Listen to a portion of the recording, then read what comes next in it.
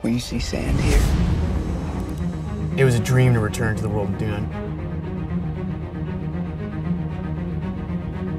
I mean, it absolutely surpasses any kind of dream.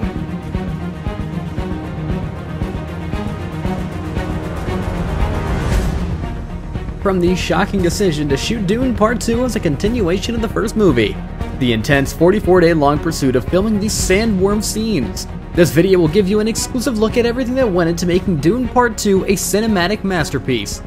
So, let us start with the harsh filming conditions. We had a network of 18 miles of road leading us to different locations where we had tents, catering, construction cranes, and telehandlers. While coming up with such ideas and executing them requires a lot of critical thinking and difficulty, when watching the final masterpiece on screen, people often tend to miss out on how insanely difficult it is to experience these scenes firsthand as actors and crew members. Ever since, and even before the film's release, many actors are reflecting on the severity of the circumstances under which the scenes were shot. Director Denis too confirmed that the filming of Dune Part 2 was carried out under extremely harsh conditions. According to him, the production team had to endure scorching temperatures that even caused some members of the team to pass out from heat stroke while on set. There's Greg Fraser, our cinematographer, who worked and created these beautiful images, but sometimes in very difficult conditions. At one point, his team had to put some ice packs on his camera to keep it cool because it was so hot. Actor Austin Butler, who featured in the movie, had also shared his experiences of working on the set. He revealed that the filming locations included Italy, Jordan, Abu Dhabi, and Budapest, and that the first week of filming was particularly challenging. Butler recalled the gladiator scene, which has been teased in the trailers, and how it was shot in 110-degree heat. Despite the grueling conditions, Butler said that there was a silver lining to the experience, and that working together in such uncomfortable environments really bonds the entire crew. Not necessarily where we were, it was what we were wearing. Yeah. You know, we were outside, I had a big glass bubble on, we had a still suit, which is basically like a wetsuit you would use for surfing. Yeah. Let's talk about the scene where Paul Atreides summons a sandworm using a thumper, which, by the way, took 44 days to create, with different lighting and visual effects used to make it intense and realistic. It is a popular opinion that Denis Villeneuve left no stone unturned in creating the thrilling sequel to the 2021 hit Dune, and this scene alone shows exactly why people love it. Villeneuve worked tirelessly to deliver an unparalleled cinematic experience, especially for this scene, and collaborated closely with his team of experts, drawing inspiration from unlikely sources like Chuck Jones' iconic Roadrunner cartoons. Explaining the shooting of this scene, Chalamet explained, "Well, practically it was a different unit that was separate from the film. We called it the Worm Unit, and you would get pulled onto that unit 20-30 minutes at a time, and it was awe-inspiring. There was a wall this size of a shot list that they were dedicating, like you put 3 months to, for what's ultimately a 3-minute sequence." Sure. Describing how significant this scene was, Chalamet said, and I quote, "It can sound perhaps silly, but it's actually one of the most affirming moments for Paul Atreides on his journey. It is a crucial test for him to pass, one that Stilgar and Shinny are wary of because, to this point, it's not really sure if this prophecy is one that he's fulfilling. He could fall off the worm as many have before him."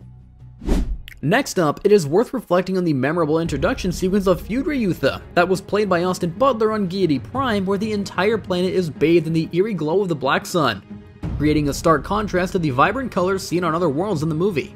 In an interview, the director explained the creative process behind the decision to make the Harkonnen planet of Giedi Prime appear black and white within the film, and how he saw a connection between this and Frank Herbert's source material. The book is a lot about the influence of the environment on the psyche of character, on the culture. If you want to know about the Fremen, you look at the desert. What you understand from the desert gives you clues of how they will behave, how their strategies to survive, etc., etc. And I wanted to create the same kind of similar thing with Giedi Prime, the planet of the Harkonnen, to have the same approach as Frank Herbert did with Arrakis for the Fremen. Giedi Prime is a plastic world, an artificial world cut from nature, a totalitarian environment where the ruler are fascist. Villeneuve explained that he drew inspiration from the book's exploration of the impact of the ecosystem on human beings.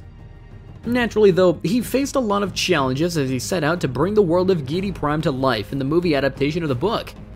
Giedi Prime is the home world of House Harkonnen and is described as a plastic world that has no connection to nature, so to recreate such a unique environment with such complex details on screen was no easy feat. And I thought that this idea to subtract color from their world will say something about their way of thinking. And I came with this idea that the sunlight will be monochromatic, black and white. Greg Fraser, of course, loved the idea, and he brought himself the idea of infrared cameras in order to shoot this, which will bring a black and white, that the skin will become translucent, milky, and you will see the veins of the character, and the eyes will be suddenly very pursy and like reptilian. That way of using IR was bringing a very alien feeling to the scene that I really loved. The limited use of color added another layer of difficulty for the director to bring this world to life on the screen. Villeneuve's solution to this problem was to use the black sun as a symbolic representation of how sunlight affects the inhabitants of Giedi Prime, and by doing so, he offered the audience a better understanding of the characters' behaviors and motivations. And as we are having a discussion on the harsh filming conditions, let's also not forget that Dune 2 is a movie that was filmed in some of the most stunning locations ever seen in a film, and I think we can all agree that the harsh filming conditions were worth it since the results on screen were pretty impressive. And crew members definitely took a mini global tour to get the perfect scenes, as you'll see in this quick breakdown of all the locations used in the film. Villeneuve and his team traveled to Jordan's desert, which provided a perfect backdrop for epic desert battles, and the UAE was also used for filming. They also used sound stages in Hungary and a new location in Italy, the Brion Tomb in Altivolve, to shoot the Catane scenes. Part 2 also introduced a new land called Salusa Sisundus, where the Princess Irulan, Florence Pugh, lived on the lush planet with her father, Emperor Shaddam. Before filming at the Brion Cemetery located outside Asolo, Vermette had to get the owner's approval. This request was initially turned down by the Brion family, who were the owners of the cemetery, but when they found out it was for Dune and not Star Wars, they agreed. Every garden set scene in Dune was then filmed at the cemetery. So there you have it. The story behind the making of Dune 2 is just as exciting as the movie itself. From the challenges faced during filming to the dedication of the cast and crew, this blockbuster hit has left a lasting impact on audiences worldwide. It's safe to say that Dune 2 has set the bar high for future Hollywood productions, and we can't wait to see what's in store for the film industry in the coming years. Like, subscribe, and we'll see you next time.